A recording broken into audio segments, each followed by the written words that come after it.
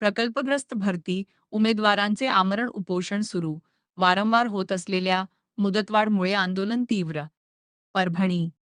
प्रकल्पग्रस्त भरती प्रक्रियेत प्रकल्पग्रस्त उमेदवारांना न्याय मिळावा आणि त्यांच्या प्रलंबित मागण्यांची तातडीने पूर्तता करावी. या मागणीसाठी प्रकल्पग्रस्त उमेदवारांनी आज 14 जुलैपासून आमरण उपोषणास सुरुवात केली आहे. यापूर्वी प्रशासनाला अनेक निवेदने देऊनही कोणताही ठोस निर्णय न झाल्याने अखेर आंदोलनाचा मार्ग स्वीकारण्यात आला. उपोषणकर्त्यांनी कुलगुरू, वनामक्री प्रशासन आणि जिल्हा प्रशासनाला दिलेल्या निवेदनात स्पष्ट केले आहे की यापूर्वी अनेक वेळा मुदतवाढ न देण्याबाबत आश्वासन मागण्यात आले होते. मात्र प्रशासनाकडून कोणतेही स्पष्ट उत्तर न मिळाल्याने अखेर विद्यापीठाच्या मुख्य प्रवेशद्वारासमोर आमरण उपोषण सुरू करण्यात आले. उपोषणकर्त्यांच्या प्रमुख मागण्यांमध्ये भरती प्रक्रियेला मुदतवाढ न देणे, वनामक्री अंतर्गत कार्यरत कंत्राटी कुशल व अकुशल कर्मचाऱ्यांना शासन निर्णयानुसार वेतनवाढ व ESI सुविधा लागू करणे, परीक्षेच्या तारखा तातडीने जाहीर करणे तसेच प्रकल्पग्रस्त उमेदवारांच्या प्रलंबित प्रमाणपत्रांची पडताळणी पूर्ण होईपर्यंत त्यांना नोकरीसाठी अर्ज करण्याची संधी उपलब्ध करून देणे या मागण्यांचा समावेश आहे. उपोषणकर्त्यांनी इशारा दिला आहे की मागण्यांची तातडीने पूर्तता न झाल्यास आंदोलन आणखी तीव्र करण्यात येईल. तसेच उपोषणादरम्यान कोणतीही अनुचित घटना घडल्यास त्यास संबंधित प्रशासन व शासन जबाबदार राहील, असा इशाराही निवेदनातून देण्यात आला आहे. दिलेल्या निवेदनावर सुनील रणेर, लक्ष्मण शिंदे, श्याम रणेर, अन्सीराम कूट, सोपान ढगे, गोविंद शिंदे, वैभव शिंदे, सईद सादात, गजानन शिंदे, आदिनाथ रणेर, स्वप्नील रणेर, दीपक शिंदे, गोपाळ थोरात, हरिपाल थोरात, कृष्णा मोहिते, रामप्रसाद भालेराव, पुंडलिक शिंदे, शिवाजी रणेर, सदाशिव शिंदे, आदित्य संवेद इतर प्रकल्पग्रस्त नागरिकांच्या स्वाक्षर आहेत. कृती समिती मार्फत आमरण उपोषण व धरणे आंदोलन चालू केले आहे. जोपर्यंत मागण्या पूर्ण होत नाहीत तोपर्यंत आंदोलन चालूच राहील. विद्यापीठ प्रशासनाने याची दखल घ्यावी, कारण आमच्या 4 मागण्या आहेत. सर्व प्रकल्पग्रस्त भरती तात्काळ झाली पाहिजे. दुसरी मागणी आहे कंत्राटी कामगाराची किमान वेतन तात्काळ लागू करा, कारण विद्यापीठ प्रशासन 1 वर्ष झालं ठराव घेऊन वारंवार वेळ काढूपणा करत आहे. 2025मध्ये ठराव झाला आहे पण कामगारांना किमान वेतन देत नाही. त्यासाठी पण हे आंदोलन आहे. जर ह्या आमच्या मागण्या पूर्ण नाही झाल्या तर तीव्र आंदोलन करण्याचा इशारा प्रकल्पग्रस्त कृती समितीमार्फत देण्यात येत आहे विद्यापीठ प्रशासनाला. तुमच्या मार्फत हे सगळे जे उपोषण बसलं त्याचा पाठपुरावा किती दिवसापासून? 1 वर्ष झालं पाठपुरावा चालू आहे, पण विद्यापीठ प्रशासन कोणतीही दखल घेत नाही. वारंवार निवेदनं, आंदोलनं, उपोषणं चालूच आहेत, पण प्रशासन गाढ झोपेत आहे.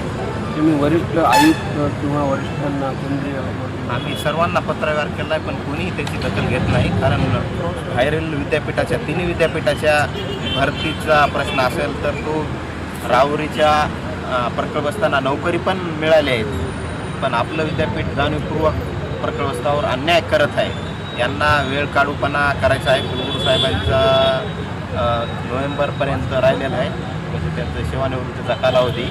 त्यामुळे ते वेळ काढूपणा करत आहेत असं आम्हाला वाटते. इंडियन ट्रेड युनियन D2 जिल्हा शाखा परभणी, जिल्हाध्यक्ष ST गायकवाड. वसंतराव नाईक मराठवाडा कृषी विद्यापीठाच्या कंत्राटी कामगारांच्या संदर्भामध्ये या ठिकाणी आम्ही आजपासून आमरण उपोषण धरणे आंदोलनाला बसलो आहोत. गेल्या अनेक वर्षापासून मराठवाडा कृषी विद्यापीठ अंतर्गत विविध विभागामध्ये अनेक कामगार प्रत्यक्षपणाने प्रामाणिकपणाने आपलं कर्तव्य पार पाडत आहेत, परंतु विद्यापीठ प्रशासन कामगारांना किमान वेतन आणि विशेष भत्ता देत नाही, कामगारावर अन्याय करत आहे. आम्ही अनेक वेळा कामगारांच्या वतीनं आणि संघटनेच्या वतीनं सुद्धा विद्यापीठ प्रशासनाला लेखी निवेदन दिलेले आहेत, धरणे आंदोलन केलेले आहेत, आमरण उपोषण केलेले आहेत, परंतु विद्यापीठ प्रशासन कुठल्याही प्रकारची आमच्या निवेदनाची किंवा आमच्या मागणीची या ठिकाणी गांभीर्याने नोंद घेत नाही. म्हणून आम्ही आजपासून या ठिकाणी कामगारांना किमान वेतनाप्रमाणे या ठिकाणी विशेष भत्त्यासह वेतन देण्यात यावे. त्याचप्रमाणे पगारी सुट्टीसुद्धा विद्यापीठ प्रशासन कंत्राटी कामगारांना देत नाही. पगारी सुट्टीसुद्धा कामगार कायद्याप्रमाणे या ठिकाणी देणं बंधनकारक आहे. आम्ही अनेक वेळा या संदर्भातही कुलगुरू आणि विद्यापीठ प्रशासनाला या बाबतीत बोललेलो आहोत, परंतु विद्यापीठ प्रशासन कुठल्याही प्रकारची आमची गांभीर्यानं नोंद घेत नाही. 1982 ते 1994 पर्यंतचे PF भविष्य निर्वाह निधीसुद्धा जुन्या कामगारांची या ठिकाणी विद्यापीठ प्रशासनही अद्यापपर्यंत दिलेली नाही. 2082 ते 2094 आणि 2094 ते 2001 या मजुरांची PF भविष्य निर्वाह निधी PF ऑफिस औरंगाबाद यांनी जवळपास 4 वर्ष झालं 4 कोटी रुपये या ठिकाणी विद्यापीठाकडून चेक नेलेला आहे.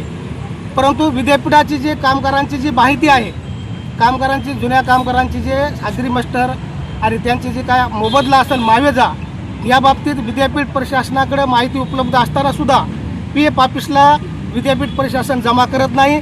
परिणामी PF ऑफिस औरंगाबाद यांनी 4 कोटी रुपये जे जमा केलेले आहेत त्या बाबतीत आम्हाला विद्यापीठ प्रशासन आणि PF ऑफिसांच्याकडून कुठल्याही प्रकारचं PF रक्कम आम्हाला मिळेल नाही. ती सुद्धा आम्हाला या ठिकाणी विद्यापीठ प्रशासनात द्यावी अशी आमची या ठिकाणी मागणी आहे. आणि या प्रमुख मागणीसाठी आणि प्रकल्पग्रस्तांची जी नोकर भरती गेल्या वर्षभरापासून या ठिकाणी जाहिरात काढलेली आहे, परंतु वारंवार या ठिकाणी कुठल्या प्रकारची विद्यापीठ प्रशासनाने त्याच्यावर कारवाई केली नाही. काही प्रकल्पग्रस्त प्रमाणपत्र जिल्हाधिकारी पुनर्वसन अधिकारी यांच्या कार्यालयाकडे प्रस्ताव पडून आहेत, परंतु साध्या त्रुटी काढून पुनर्वसन अधिकाऱ्यांनी जिल्हा प्रशासन तिकडचं प्रकल्पग्रस्ताला कुठल्याही प्रकारचं प्रकल्पग्रस्त हस्तांतरण आणि प्रकल्पग्रस्ताचे निर्गमित करीत नाही. त्यामुळे सुद्धा या ठिकाणी ही प्रकल्पग्रस्ताची जाहिरात किंवा परिणामी नोकर भरती या ठिकाणी रखडलेली आहे. याही बाबतीत कुलगुरूनं जातीनं लक्ष देऊन आणि जिल्हाधिकारी आणि पुनर्वसन अधिकारी यांनी सुद्धा या ठिकाणी गांभीर्यानं त्या बाबतीमध्ये लक्ष देऊन आमचा प्रश्न निकाली काढावा. ज्या प्रकल्पग्रस्ताच्या योग्य ते असतील, प्रस्ताव योग्य असतील, अशा लोकांच्या प्रकल्पग्रस्त देण्याबाबतीत कुठल्या प्रकारचा विलंब करू नये. या 5-6 प्रमुख मागण्यासाठी आम्ही आज प्रकल्पग्रस्त कृती समिती आणि कामगार संघटना या संयुक्त विद्यमाने या ठिकाणी आमरण उपोषण आणि आंदोलन आम्ही सुरू केलेले आहे.